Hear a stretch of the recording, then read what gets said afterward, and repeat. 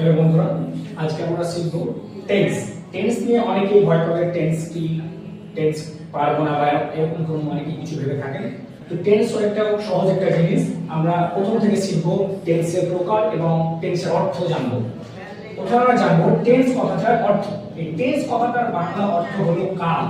কয়েকটা কাল টেন্স। আর এই টেন্স হলো তিন প্রকার। আমরা সহজে জেনে যাব টেন্স হলো তিন প্রকার। একটা হলো প্রেজেন্ট টেন্স, একটা প্রেজেন্ট টেন্স, আর একটা হলো পাস্ট টেন্স, আর আরেকটা হলো ফিউচার টেন্স।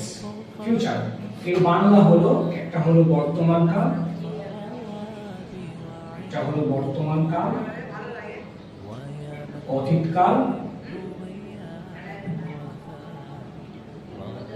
আর একটা হলো ভবিষ্যৎ কাল। ভবিষ্যৎকাল টেন্স হলো তিন প্রকার। প্রেজেন্ট, প্রেজেন্ট আমরা তার আগে জেনে নেব টেন্স সম্পূর্ণ নির্ভর করে ভার্বের উপর। ভার্ব অর্থাৎ কাজের উপর, ভার্বের উপর নির্ভর করে টেন্স। এবার প্রেজেন্ট টেন্স, প্রেজেন্ট টেন্স কাকে বলবো? প্রেজেন্ট কথাটার মানে হলো বর্তমান বা এখন।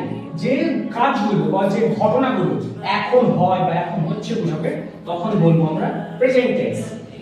আর লিখে দিচ্ছি যা হয় বা হচ্ছে, এমন হচ্ছে। আর অতীতকাল যে ঘটনা বা যে কাজটি হয়ে গেছে। সংক্ষেপে বলতে গেলে যা হয়ে গেছে, হয়ে গেছে। আর ভবিষ্যৎকাল, ভবিষ্যৎকাল হলো যেই কাজটি হয়নি। যেমন আমি বাড়ি যাব, আমি কিন্তু এখনো বাড়ি যাইনি। আমি স্কুল যাব, আমি জল খাবো, আমি এটা করব, আমি কিন্তু করিনি। আমি বললাম আমি করব, আমি করিনি। তখন যা হয়নি, যা হয়নি বা যা ঘটেনি, যা ঘটেনি কিন্তু ঘটবে। যেমন আমি মামার বাড়ি যাব, আমি মামার বাড়ি যাই, এটা হবে ভবিষ্যৎ। টেন্স চার প্রকার, অর্থাৎ প্রেজেন্ট, প্রেজেন্ট হলো চার প্রকার, পাস্ট চার প্রকার, ফিউচার চার প্রকার। কি কি? এক নম্বর সিম্পল প্রেজেন্ট,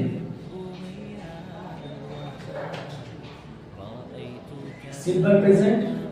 দুই নম্বর হলো present continuous,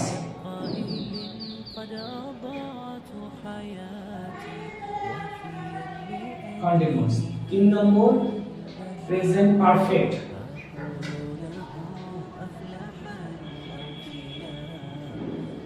perfect.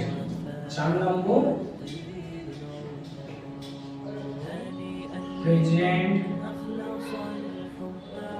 Perfect continuous. এই চার প্রকার আমরা জানবো। প্রথমে আমরা জানবো এই সিম্পল প্রেজেন্ট টেন্সের গঠন ও উদাহরণ আমরা দেখব।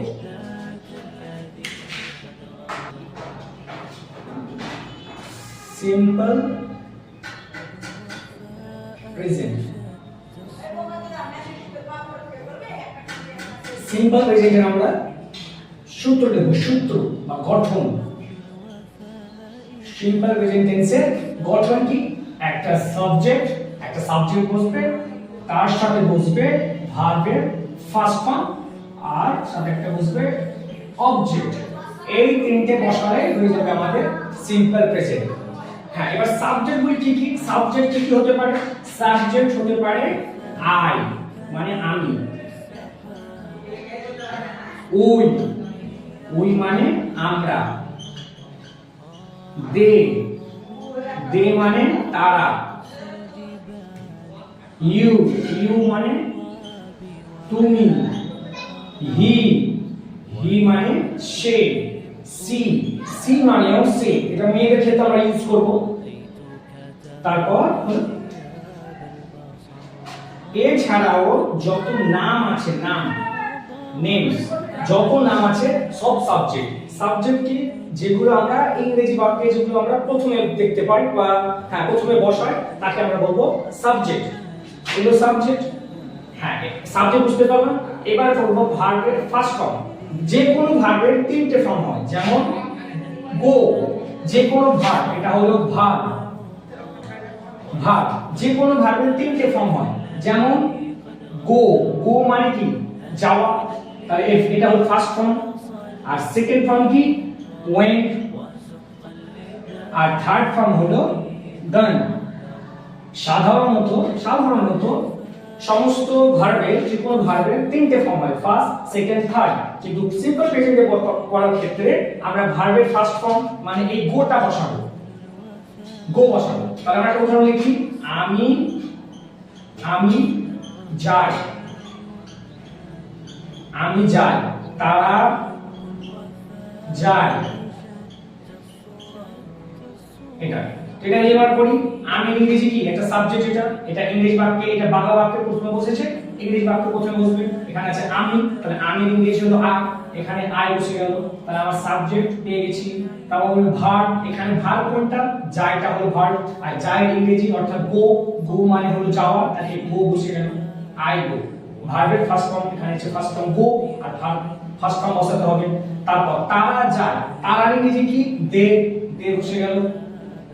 যায়, যাওয়া ইংরেজি গো, ফার্স্ট ফর্ম বসে গেল। এটা হয়ে গেল উদাহরণ, এটা হলো এক্সাম্পল।